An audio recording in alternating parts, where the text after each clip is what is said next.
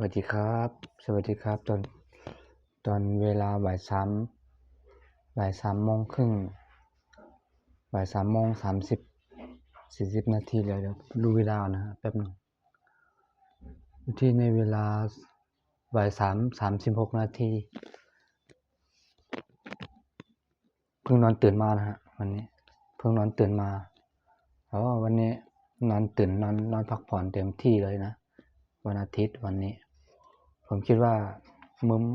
คลิปเมื่อเช้าคลิปที่2ผมคิดว่าเมื่อเช้าเนี่ย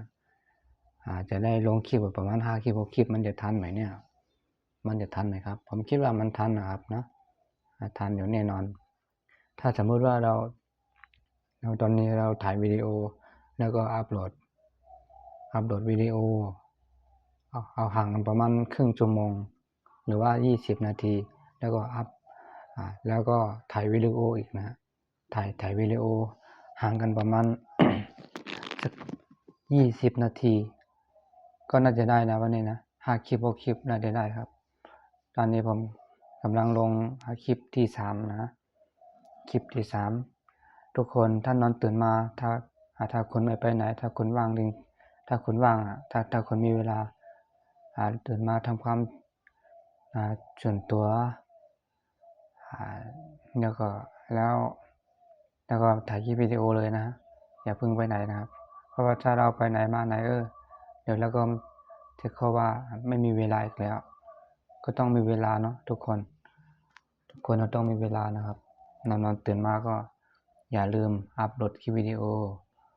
อย่าให้ขาดนะวันละ2 คลิป3 คลิปก็ยิ่งดีนะอย่าให้ขาด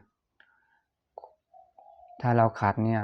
เดี๋ยวผู้ติดตามเราก็จะน้อยลงคนรับชมก็จะน้อยลงจะไม่ค่อยมีผู้คนติดตามอย่างน้อยก็ให้เราลงเป็นเวลาไหนก็ได้นะฮะเวลาไหนก็ได้เวลา 4 โมงเย็นก็ได้ 5 โมงก็ได้ 6 โมงก็ได้หมดเลยนะฮะถ้าคุณมีเวลาว่างถ้าคุณไม่ทำงานนะถ้าคุณไม่ทำงานถ้าเป็นวันอาทิตย์เนี่ยคุณก็มีเวลาอยู่เต็มที่ถ้าคุณไม่ทำงานแล้วถ้าคุณทำงานวันจันทร์ถึงเสาร์เนี่ยก็มีเวลานะตอนกลางวันก็ตอนเที่ยงนะครับตอนเที่ยงกับบ่าย 3ยังไงก็คุณก็พอมีเวลาอยู่แล้ว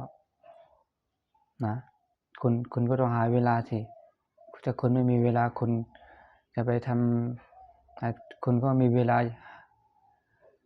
ให้คนอื่นอยู่ดีนะใช่ไหมอยากให้ทุกคนเข้าใจตรงนี้บ้างนะครับอาจารย์ครับพร้อม